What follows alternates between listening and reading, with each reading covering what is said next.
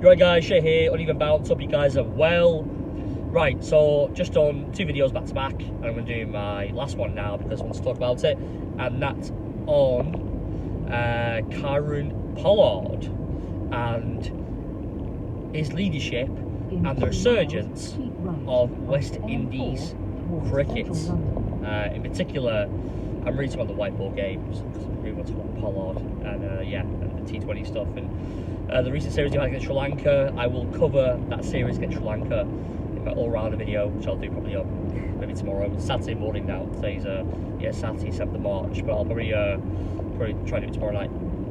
But anyway, I just think I was watching the highlights of the T20 stuff and some of the ODI stuff as well under Pollard.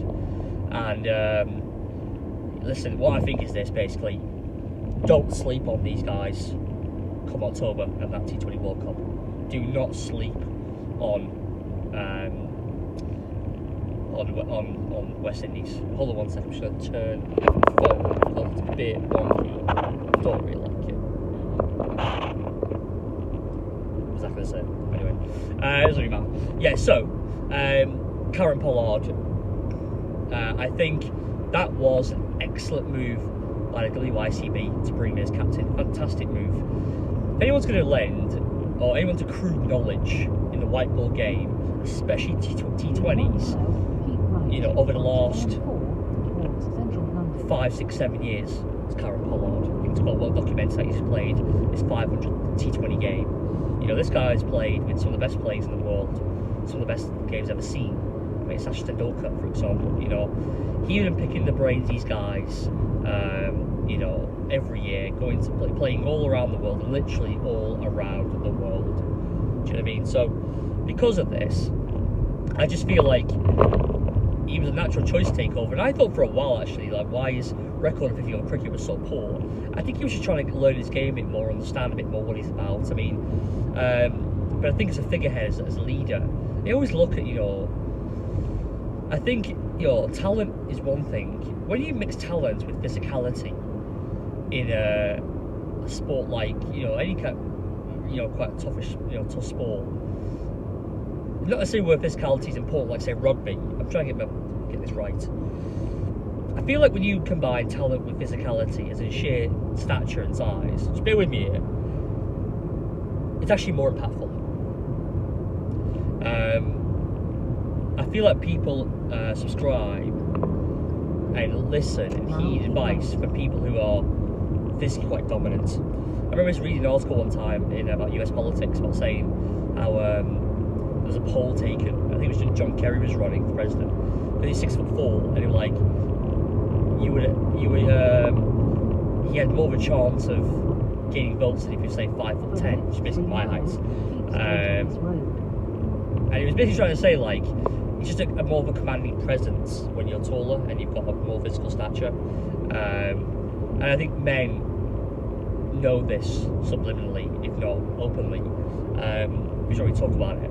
So anyway, I'm off on it. What I'm trying to say is, Kieron Pollard, just like Jason Holder, but Kieron Pollard is huge. He's a beast, isn't he? Do you know what I mean? I feel like he's someone who can dominate a dressing room and get people on his side, especially in T20 cricket, where they know he knows that game inside out because of what he's done, where he's played.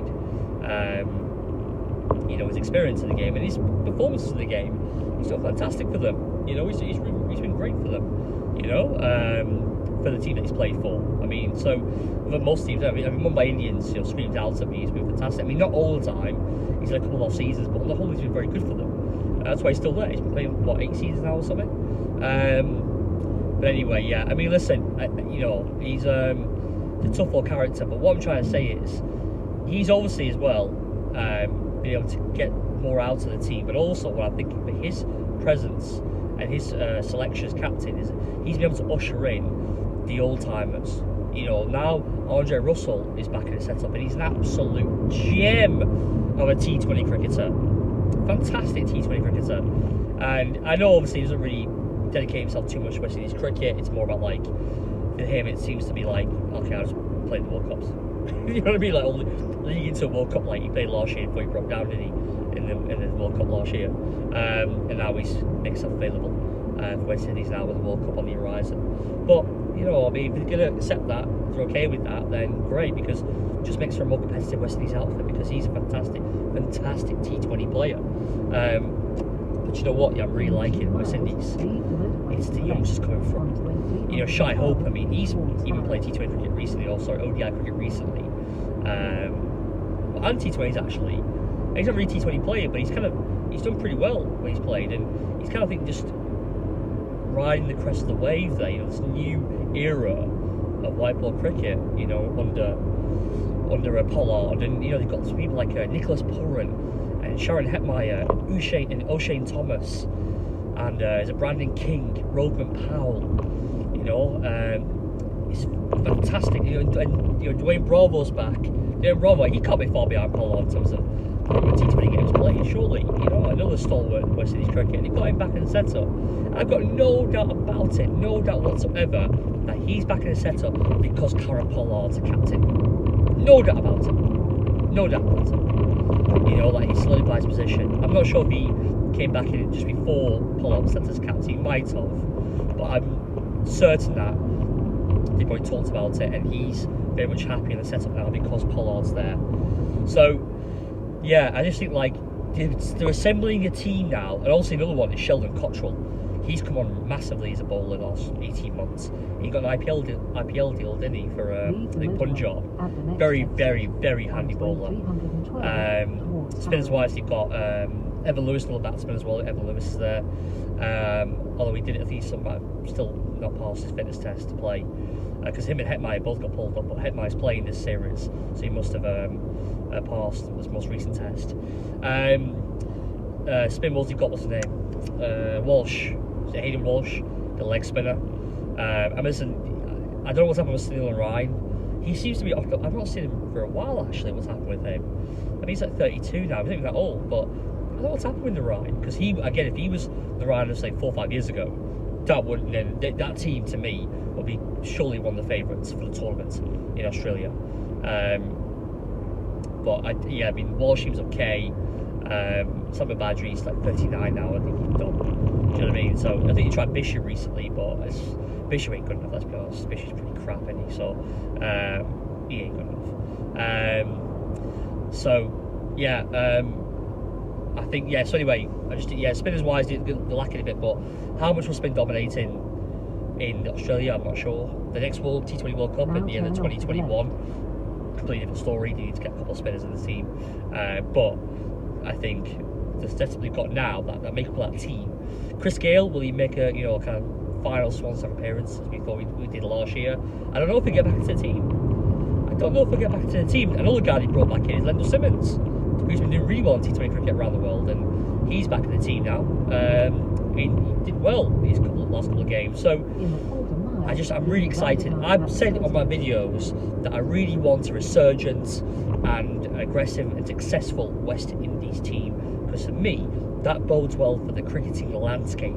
I want West Indies firing all cylinders. I don't just want a strong, England and Australia and India. I don't want that. I want West Indies to be like it used to be, maybe not as scary as it was, as they were then, but a competitive outfit, not the team we saw, for the last 10, 12 years, just like middling, poor really, just an average team, I don't want that. I want Pakistan to be more resurgent. I want Pakistan to be resurgent again. I want them to come back and start beating teams again, I want a competitive cricketing landscape, because that's the only way of getting to grow the sport. It's the only way of growing the sport. If you can have the same teams dominating, it's just boring. It's dull. That's why New Zealand beating India comprehensively in India. In New Zealand, it was fantastic. It's great. It's great to see. It's good. It's good for the sport. You want to have upsets.